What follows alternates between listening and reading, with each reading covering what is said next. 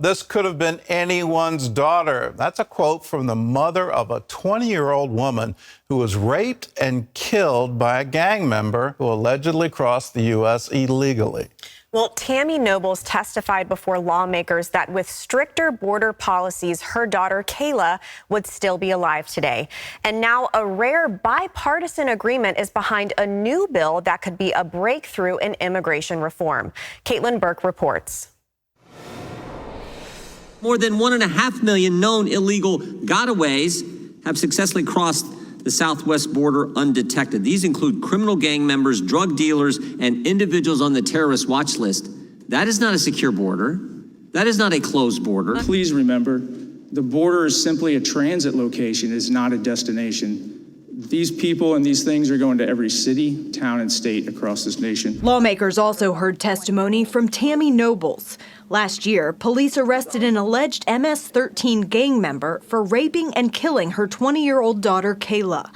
The 16-year-old suspect had been apprehended for illegally crossing into the U.S. and then allowed to go live with an aunt in Maryland. When he was arrested for Kayla's murder, he laughed and smirked. For me, this is not a political issue. This is a safety issue for everyone living in the United States. This could have been anyone's daughter. Nobles says she's sharing the nightmare her family experienced because nothing will change if people don't talk about the problem. The United States government has to secure our border. We need to properly vet all border crossers.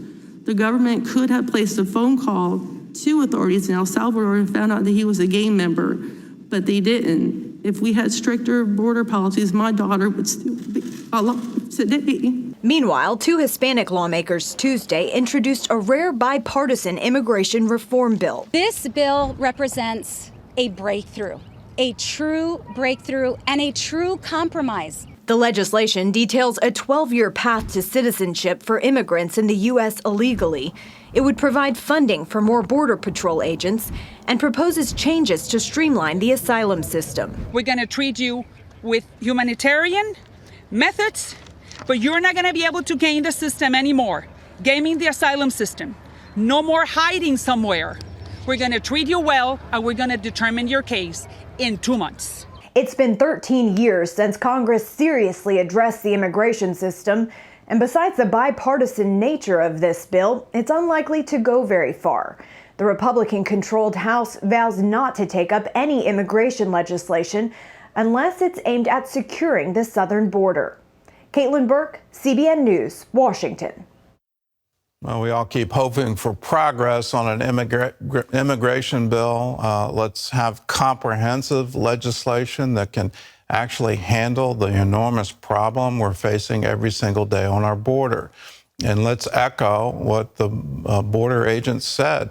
The border is not a destination. It's just a place of transit. And these people are going throughout our country, and they're going essentially uninhibited.